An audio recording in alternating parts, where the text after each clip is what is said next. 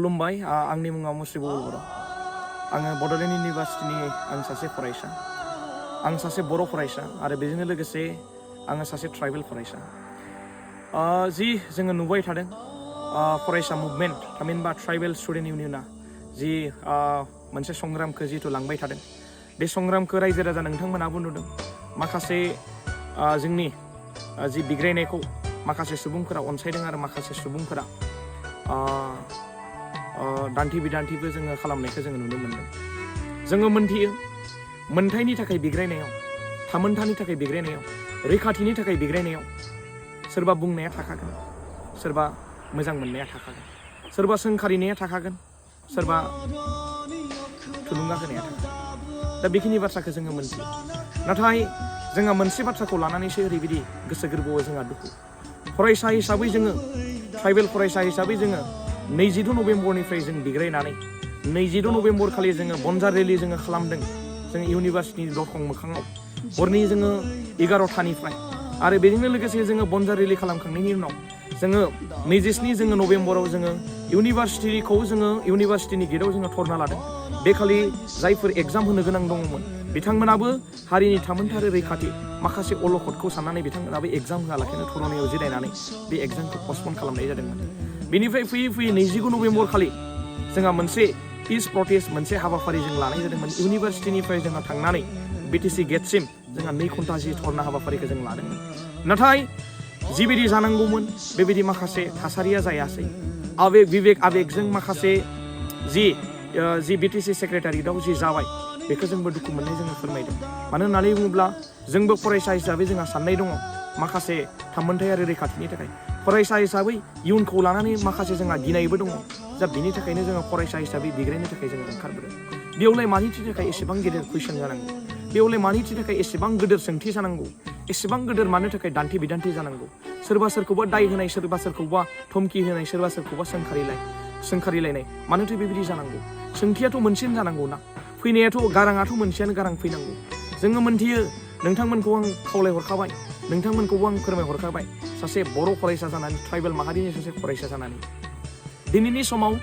राजनितिखौ लानानै बर' हारिया गोदोबो खौसेथि गैयामोन दासिमबो खौसेथि गैया आरो इयुनावबो खौसेथि जागोन ना जाया बेयो जोंनि थाखाय गोबां गेदेर सन्देह आरो गोबां गेदेर बियो सोंथि मानि थाखाय बिथांमोना खौसेथि जानो हाया मानि थाखाय बिथांमोना हारि आरो थामोन्था रैखाथिनि थाखाय मोनसे स्टेटमेन्टखौ मोनसे गारांखौ बिथांमोना दैथायहरनो हाया बेबो जोंहा जोबोद गिदिर कुइसन जोङो जोंनि सोमावसारनायनि गेजेरजों सोरबा सासे राजनिति दैदेनगिरिखौ जोङो थांखिनानै जोङो बुङाखै सोरबा जोङो राजनितिक दैदेनगिरिखौ जोङो हमनानै बुनो नागिराखै हमनानै सोंखारिनो नागिराखै हमनानै जोङो जि खैदां खैफोदसिम जोङो लांनो नागिराखै जोंनि सोंथिखौसो फरायसा हिसाबै जोङो सोंथिखौ खालामदों दाखालिबो सोंथि मोननो थाखायनो बिटिसि सेक्रेटारियेटआव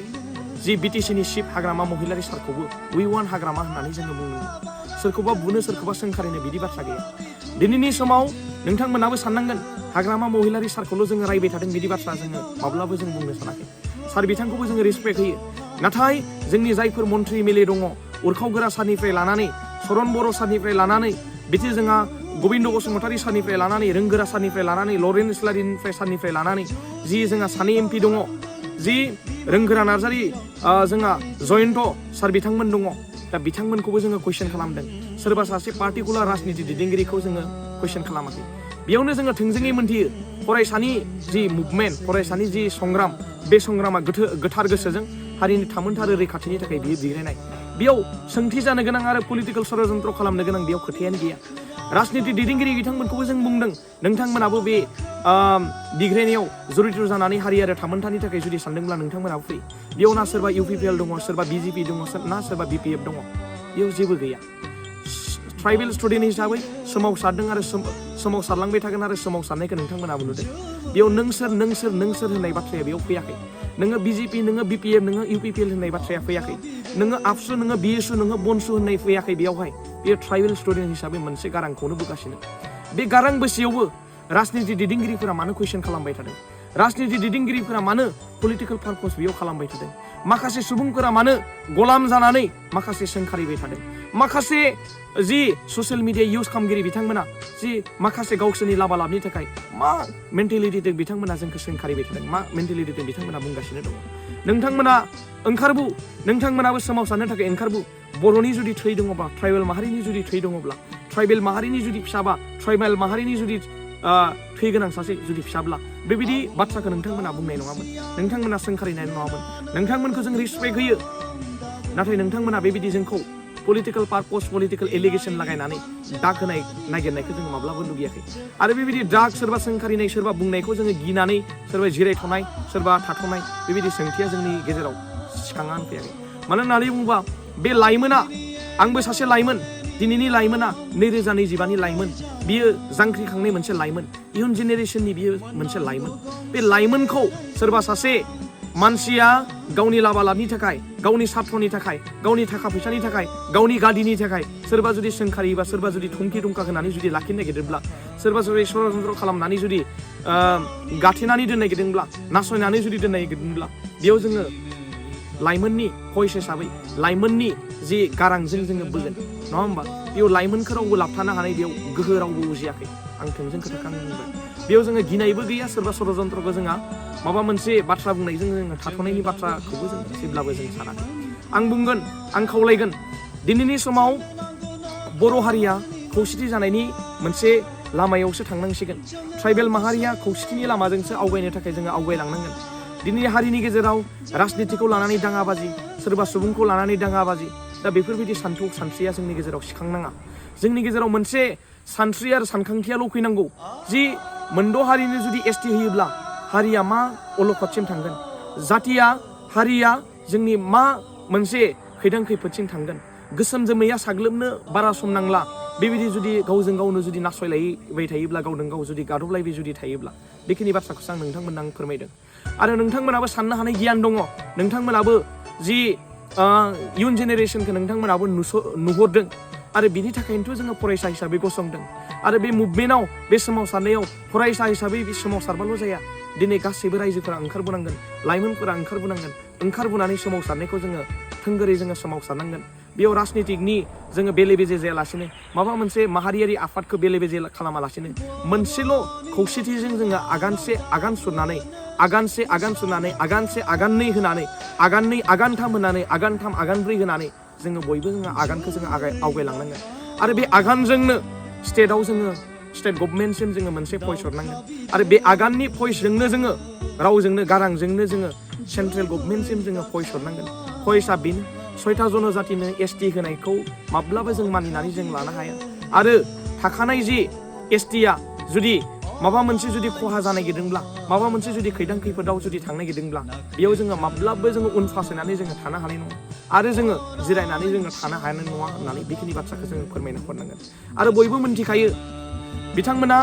जि जोंनि खौसेथि गैयैनि जाहोनावनो जों गावजों गाव नांलायनाय गावजों गाव जि गादबलायनाय आरो गावजों गाव दान्थे बिदान्थेयावनो गुबुन हारिनि मानसिफोराबो सोलो मोन्दों गुबुन हारिनि मानसिफोराबो जोंनि गेजेराव माखासे स्कपखौ लानो नागिरदों बिथांमोना एसटि दाबिनो सोलो मोन्दों एसटिखौ दाबिनानै बिथांमोना जि जोंनि बे हालामाव जोंनि बे रायजोआव बिथांमोनाबो रायजो जानो बिथांमोनाबो लुगैदों ग्रोम ग्रोमै जोङो हारि हिसाबै जोंहा मोनसे हारिसिम जोंहा मोनफैबाय गोदो गोदायनि बाथ्राखौथ' बुंनाङा गोदो गोदाय जोंनि हारिखौ गोबां मुगैयोमोन गोबां नासयोमोन गोबां गादबोमोन जोंनि हारिखौ माबायदि नोजोरजों बिथांमोना नायोमोन सोरबा सामु जाग्रा सोरबा जि जुमायफोरदो गोदोनानै थाग्रा जाति माबा अमा बेदर जाग्रा जाति दा माखासे हिसाबै जोंनि हारि आरो जातिखौ बिथांमोना नेवसियोमोन बेखौ जोङो नुनो मोनो जारिमिनानो बुङो बेखौ आंनि बुंनाय बाथ्रा नङा बियो जारिमिनानो बुङो दा बिनिखायनो नोंथांमोना साननांगोन दि दिनैनि समा सोरखौबा सोंखारिलायनाय सोरखौबा बुंनायनि बाथ्रा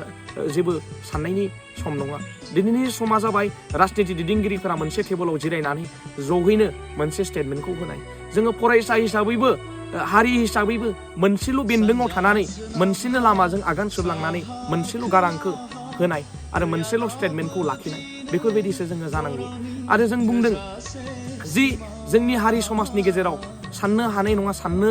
गोरों गोबां मानसिफोर दङ नाथाय पलिटिकेलनि गादिनि थाखाय सोरनिबा बिरुद्धे सोरनिबा मोनद' हारिनि एसटिनि बिरुद्धे बुंगोन आदिबासियानो भट होनाय नङा सोरबा राजबंसियानो भट होनाय नङा सोरबा उमुगानो भट होनाय नङा होमबा माखासे कुइसना बिथांमोननि गेजेरावबो सिखांदों जोङो मोनथियो फरायसा हिसाबै मोनथियो भट नाङा नङा बिथांमोननिखौबो नांगौ जों मोनथियो मानो होननानै बुङोब्ला जोंनि जि बिटिसि सेक्रेटारियेटआव जोंनि बर'फोरानो बेखौ राजत्व खालामनानै खुंगासिनो दङ जोंहा बिटिआर नङा होमबा? नाथाय दुखुनांथाव बाथ्राया बेसो जोंहा बिखा फोदाननानै खुगा बेखेवनानै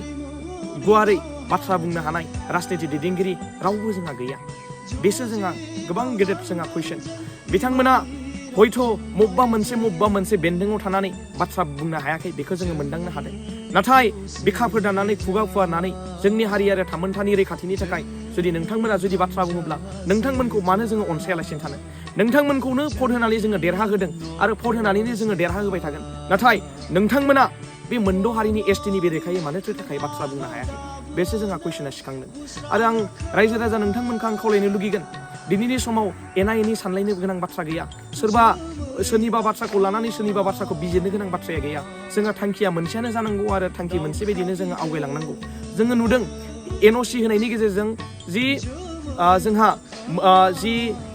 6.5 आरो 6.6आव जोंहा नुनो मोनदों जि सेन्ट्रेल लेभेलाव जिहेतु जि स्टेटास दङ बे स्टेटासा समान जाहैगोन। आरो बोखावजायै गवालपारायाव बिटिसिनिफ्राय माबायदि एनअसि हरनानै जि एसटि मोनद' हारिनि जि एसटि होनायनि जि मान मर्यादाखौ बिथांमोना जि लाखिनो नागिरदों बेखौबो जोङो नुनो मोनदों। दा बिनिखायनो आं नोंथांमोनखौ आं खावलायदों दिनैनि सानाव मोनसेनि साननांगौ जेबो गैया।